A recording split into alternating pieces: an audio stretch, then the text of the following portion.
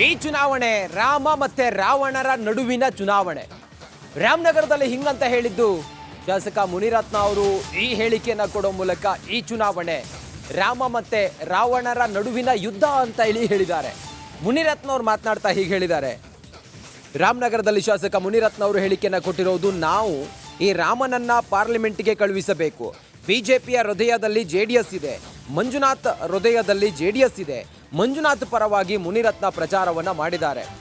ಬೆಂಗಳೂರು ಗ್ರಾಮಾಂತರ ಲೋಕಸಭಾ ಕ್ಷೇತ್ರದ ಅಭ್ಯರ್ಥಿ ಸಿಎನ್ ಮಂಜುನಾಥ್ ಅವರು ಕಣದಲ್ಲಿದ್ದರೆ ಬಿಜೆಪಿಯಿಂದ ಅವರ ಎದುರಾಳಿಯಾಗಿ ಡಿ.ಕೆ. ಸುರೇಶ್ ಅವರಿದ್ದಾರೆ.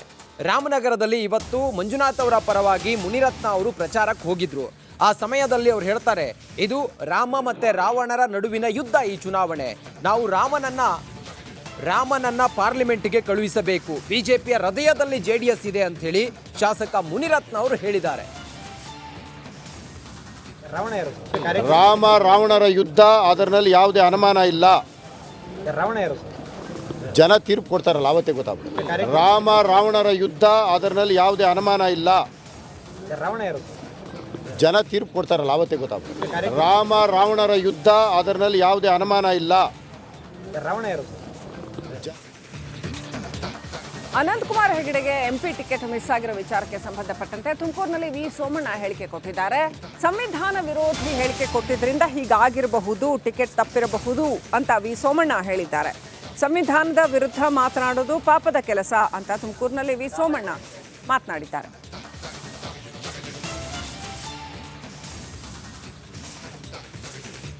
ನೂರಕ್ಕೆ ನೂರು ನಾನಲ್ಲ, ಪ್ರಪಂಚದಲ್ಲಿ ಯಾವನೇ ಒಬ್ಬ ವ್ಯಕ್ತಿ ಕೂಡ ಆ ಸಂವಿಧಾನಕ್ಕೆ ಅಪಚಾರ ಮಾಡಿದ್ರೆ ಅದಕ್ಕಿಂತ ಪಾಪದ ಕೆಲಸ ಮತ್ತೊಂದಿಲ್ಲ.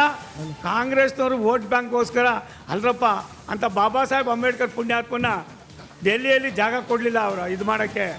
ನಾವು ಪೂನಾಗೆ ತಂದು ಬಂದ್ವಿ. ಅವ್ರ ಬಗ್ಗೆ ಅವ್ರು ಮಾತಾಡೋಕ್ಕೆ ಏನಿದೆ? ಸುಳ್ಳು ಹೇಳೋದು, ಸಾವಿರ ಹೇಳೋದು ಸುಳ್ಳೇನೆ. ಸೂರ್ಯ ಚಂದ್ರ ಇರೋ ಎಷ್ಟು ಎಲ್ಲಿವರೆಗೂ ಇರ್ತಾನೋ ಅಲ್ಲಿವರೆಗೂ ಬಾಬಾ ಸಾಹೇಬ್ ಅಂಬೇಡ್ಕರ್ ಅವ್ರ ಸಂವಿಧಾನ ಯಾರು ಏನು ಹೇಳಿಲ್ಲ. ಸಂವಿಧಾನ ಬದಲಾವಣೆ ಮಾಡ್ತೀವಂತ ಯಾವುದು ಹೇಳಿಲ್ಲ. ಎಲ್ಲರೂ ಯಾರು ಹೇಳಿದ್ರು ಅವ್ರಿಗೆ ಈಗಾಗಲೇ ಅವ್ರ ಸ್ವಂತ ಅಭಿಪ್ರಾಯ ಅಂತ ಹೇಳಿ ಅಪ್ಪ ಅವ್ರಿಗೆ ಯಾವ ರೀತಿ ನಡೆಸ್ಕೊಂಡಿದ್ದೀವಿ ನೀವು ಅಪ್ರಿಷಿಯೇಟ್ ಮಾಡಿ. ಅವ್ರಿಗೆ ಅವರು ಸ್ವಂತ ಅಭಿಪ್ರಾಯ ಕೊಟ್ಟರು, ಅದಕ್ಕೆ ಶಿಕ್ಷೆನೂ ಆಗಿದೆ ತಂದೆ. ಆ ಥರದ ಪ್ರಶ್ನೆಗಳಿಲ್ಲ. ಇದನ್ನು ಮುಟ್ಬಿಟ್ಟು ಯಾವನಾದ್ರು ಮೈಪರ್ಸ್ಕೊಳಕ್ಕೆ ಆಯ್ತದೇನ್ರಿ? ನಾವು ಅರ್ಥ ಮಾಡ್ಕೋಬೇಕಪ್ಪ ನಾವೆಲ್ಲನೂ. ಕಾಂಗ್ರೆಸ್